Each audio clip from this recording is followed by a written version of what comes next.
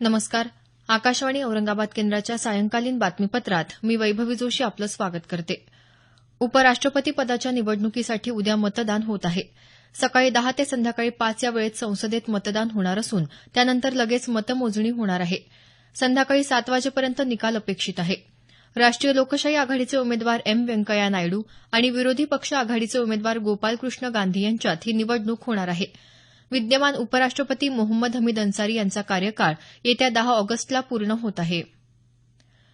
सीमेवर सतत होत असलेल्या गोळीबाराच्या पार्श्वभूमीवर सुरक्षा चौक्या आणखी भक्कम बनवण्यात आल्याचं संरक्षण मंत्री अरुण जेटली यांनी सांगितलं आहे. लोकसभेत ते आज बोलत होते. आव्हानांचा सामना करण्यासाठी लष्कराला अधिक आधुनिक बनवण्यासाठी उपाययोजना करत असल्याचं ते म्हणाले. देशात 14 नवीन अखिल भारतीय आयुर्विज्ञान संस्था एम्स स्थापन करण्याचा सरकारचा प्रस्ताव असल्याचं केंद्रीय आरोग्य मंत्री जे पी नड्डा यांनी आज लोकसभेत सांगितलं.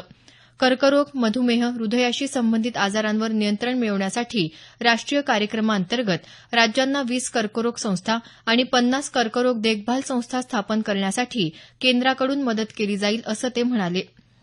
लोकसभेत दुपारच्या सत्रात भारतीय जनता पक्षाचे खासदार किरीट सोमय्या यांनी काँग्रेसवर भ्रष्टाचाराचे आरोप केले.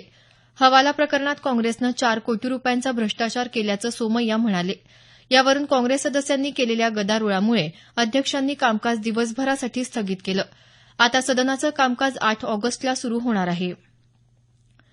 विधिमंडळाच्या कामकाजातही आज विरोधकांनी गदारोळामुळे अनेक वेळा व्यत्यय आणला.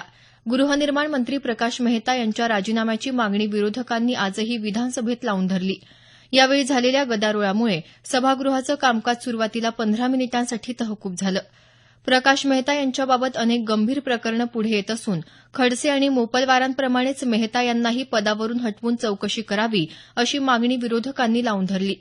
त्यावर विरोधी पक्षांची चर्चेची मागणी अमान्य करत तालिकाध्यक्ष योगेश सागर यांनी प्रश्नोत्तराचा तास पुकारला. त्याविरोधात विरोधकांनी घोषणाबाजी सुरू करून सरकार भ्रष्टाचारांना पाठीशी घालत असल्याचा आरोप करत सभात्याग केला.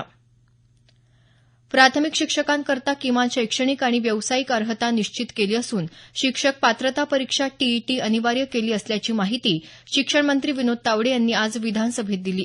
डीएड आणि बीएड ही शैक्षणिक योग्यता असून टीईटी ही पात्रता परीक्षा आहे. शिक्षण हक्क कायद्याप्रमाणे ही परीक्षा लागू केली असल्याचं ते म्हणाले. विधान परिषदेतही प्रकाश मेहता यांच्या राजीनाम्याच्या मागणीसाठी विरोधकांनी केलेल्या गदारोळामुळे कामकाज 3 वेळा तहकूब झालं.